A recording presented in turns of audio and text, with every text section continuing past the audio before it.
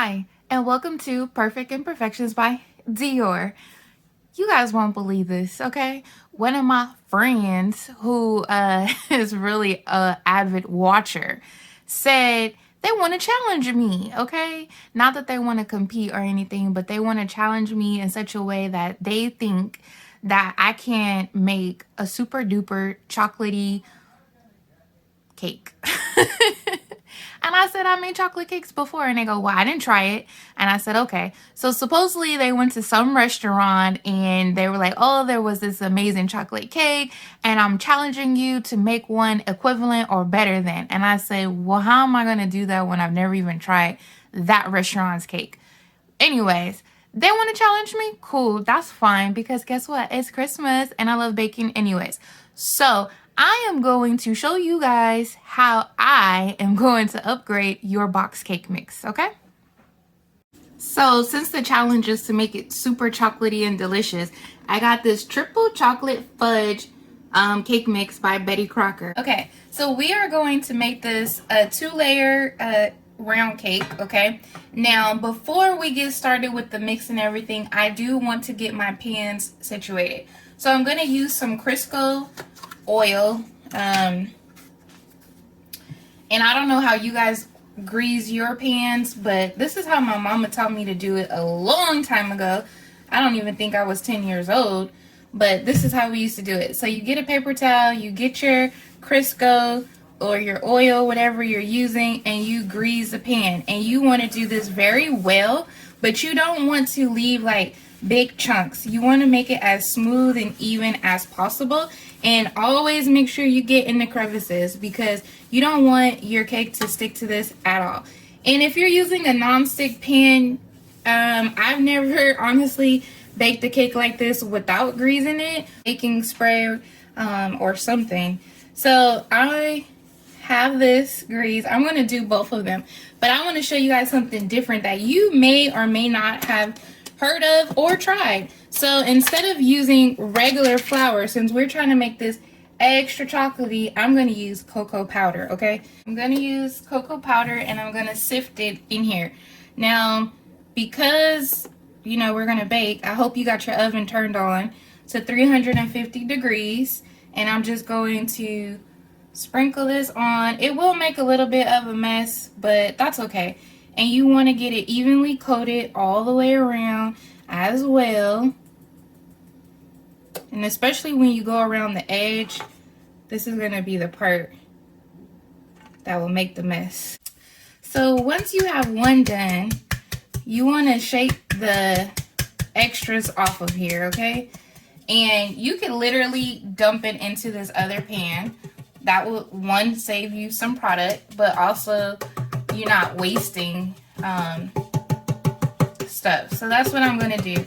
I'm going to tap as much as I can out of this pan, making sure that it's well coated, and then I'm going to add more, and I'll show you. So now that I have both oiled and powdered or floured, I'm saying powder because it's cocoa powder. And it's unsweetened cocoa powder that I'm using, but you could use whatever you want. You probably could even use like some hot chocolate mix. I don't know. I've never tried that, but you could try it. Why not? See what happens. So I'm just going to dump the rest of this onto a napkin to make cleanup easier for me. Okay, so our pans are ready. Let's get our batter ready. So this is some of the cocoa that I sifted off of the pans. So it was the one that fell into the napkin. I just decided to dump it in here because why not? And as I'm looking at this, it has little chips in here already, chocolate chips. So that's cool. That'll give it, you know, more chocolate. Before we mix any of the wet ingredients in here, I'm just going to stir this a little bit. Sometimes I sift it, but because it has the chocolate chips in there, sifting is not really going to do much. And the reason I'm doing this is because I'm not about to pull out my electric mixer today. We're actually going to mix this by hand. So now I'm going to add the oil. It says use a 1/2 cup of vegetable oil. So we're using that.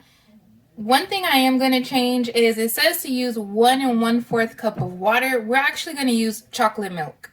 If you don't have chocolate milk, that's fine. I so happen to have chocolate milk in the house right now, so that's the main reason I'm using it. Otherwise, you can use regular milk or you can use water if you have no milk at all. So at this stage, I'm actually going to mix my mixture up a little bit to get it started. And then we're going to add the eggs and we're going to add one more ingredient in here, okay? So let me just mix this up a little bit, almost completely, and then we'll put in our eggs. I just don't want to overmix my eggs. So now we're going to add 3 eggs according to the box mixture instructions. So make sure you don't get any shell in there. You can also crack these separately if you think you might get shell in there. So the last ingredient I'm going to mix in there is 1 dollop of sour cream, okay?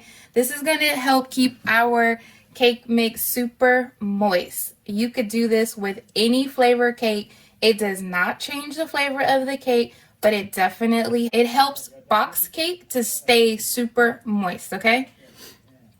And then we'll just mix this up. And as you can see, I'm not even using a whisk, okay? Use what you have. You could use a spoon. I would not suggest using a wooden spoon, but get your mix on, okay? And as usual, always make sure you're going to the bottom, okay? Because there will be powder sitting at the bottom that didn't get mixed in, and you don't want to find that out at the end when you're trying to pour your batter into your pan. So I'm just going to mix this up really well, and then I'll show you how it will look in the pan. If you have not turned on your oven, this is another reminder to please turn your oven on to 350 degrees. Okay, so this is well mixed. It didn't take me long at all. So you don't need a mixer or a whisk for this. I don't know about a fork, but definitely a spoon or your spatula or something will help you to mix this very well. Next, we're going to put it in our pans. So you're going to pour about half of the batter into each pan, okay?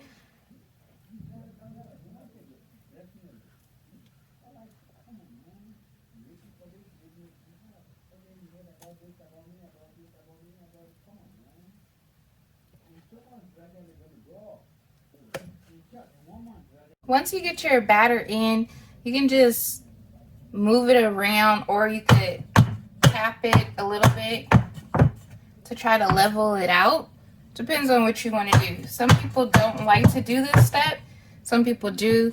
Completely up to you. And it's about even, or as even as I can make it. So I'm going to pop these in the oven, and I'm going to follow the instructions on the box, which says for 2 round pans, it's going to be depending on your size. If you don't know whether you have an 8-inch or 9-inch, you could just look at the variations. So it says 30 to 35 or 25 to 30. So I would say start with 25 and then just check it if it's done. But while that's in the oven, we are going to do our scratch off for the day. So I was feeling the gold color today. So for our scratch offs for the 21st of December, we're going to go with this 2021 scratch off. That's $20. And then this one year of the ox 2021. So gold.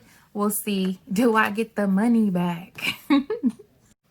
Womp, womp, womp. Another loss.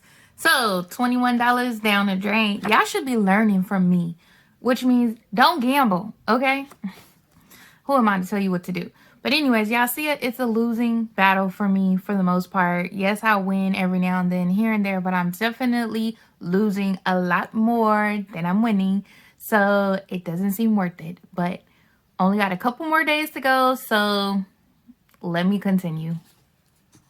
All right, so the timer just went off, which means our cake has been in for 25 minutes. I'm going to check it and see if it's ready yet. So the way I check my cake is by using a toothpick, all right? I take it out of the oven, I go to the center, stick the toothpick in, and take it out. This came out clean, so that means this cake is finished. I'm going to take the other one out, and I'm going to leave them here to cool.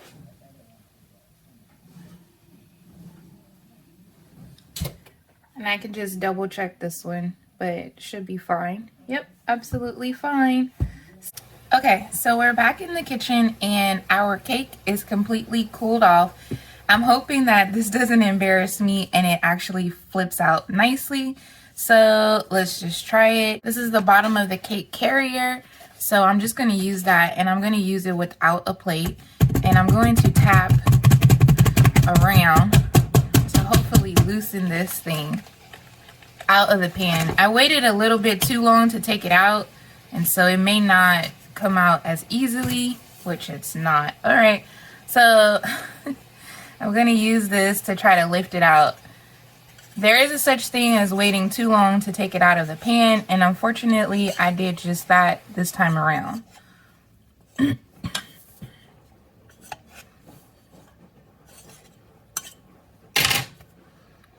Okay, so I got the first one out and it did break here, and that's okay. I'll just piece this back together, and then we're gonna put icing or frosting on this anyway, so it doesn't really matter that much. Okay, and if you really care, you could just, you know, level it out and flip it over, but I'm literally just like laying that right back on there. And then I'm going to use this, and I'm using canned frosting, or, you know, pre-made frosting from the grocery store, and this is dark chocolate because I figured it would give the richest flavor. So I'm just gonna ice this, being very gentle in this part, trying to use it to paste that back down, and I'll smooth this all over and I'll show you. Sorry, there is a whole lot of noise going on right now, and my gardeners are here, laundry's being done, so I'm trying to be loud. Put frosting on the bottom one, and this is the second level, so now you can see, like, it looks great. We're just gonna put frosting on this top one, and then I'll come back.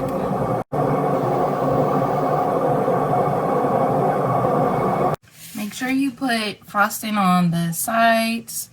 Be careful not to get it on your plate or on your cake carrier, but you can always wipe it off if you do.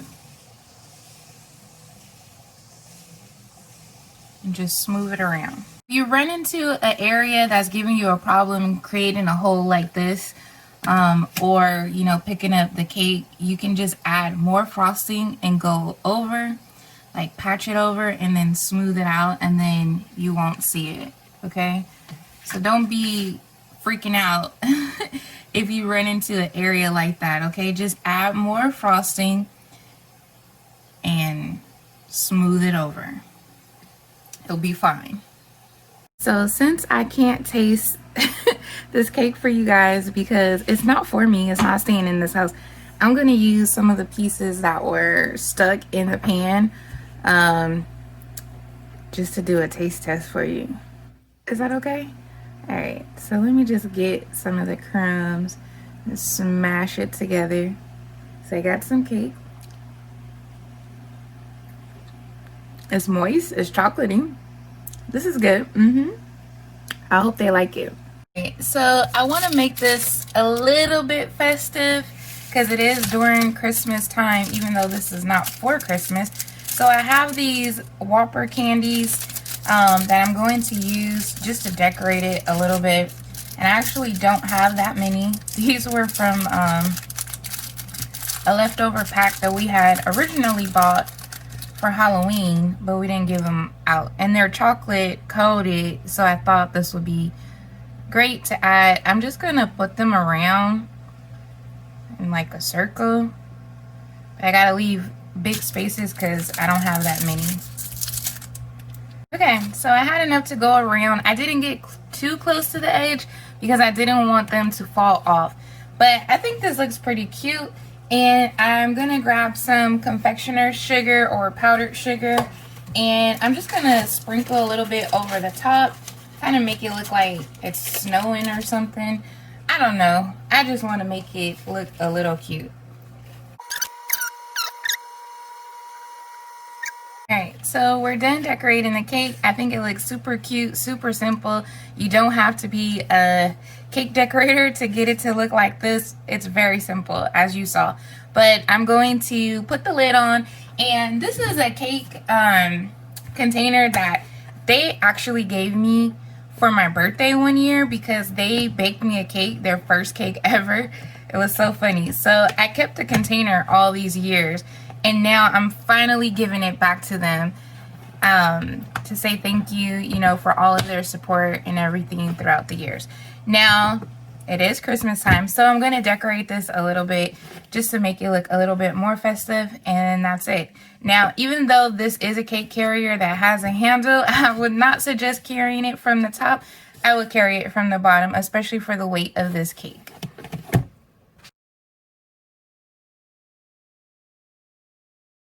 Sorry guys, I honestly thought I was recording when I was tying this ribbon on here, but I did use my egg ribbon and I do have this bow, so I just wrapped it around, tied it, and then taped it to the bottom using the scissors to curl these ends. And this is the final product of my gift cake that I'm going to give away. Alright y'all, so that's my video for today. It has been awesome time with you. Thank you for stopping by. Hope you come back again because I have more things to show you. But subscribe, hit notifications, share, and like this video, and I will see you next time. Be sure to let me know if you have any questions or suggestions or anything that you want to share with me. I'm very open, so comment below. Thank you. See you next time.